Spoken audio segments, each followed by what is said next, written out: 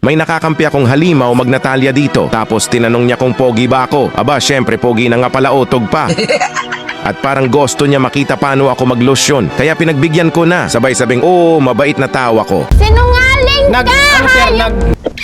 At dahil kilala ako ng palautog na to, pakitaan agad natin ng malakas ang tuslok sa kigol ng kalaban.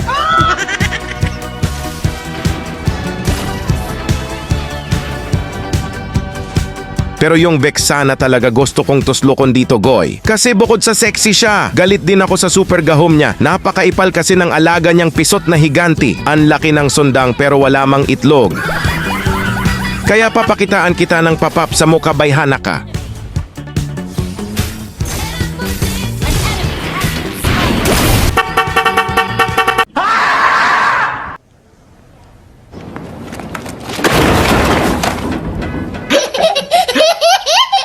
Pero mabait pala si Natalia, Goy. Inaya niya ako magsimba. Tingnan mo yung abat dito, Goy. Wala mang magawa kaya nangamong na lang siya. Pagkakulira abata, hindi man lumipad, meron ka man untang pakpak.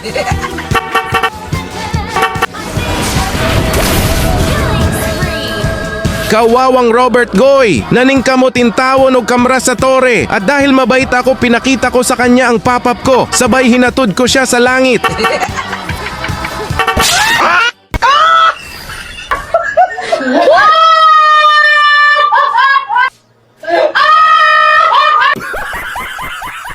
Panoorin mo na lang dito, Goy, paano namin pinagtulungan na tuslukin ang mga kalaban.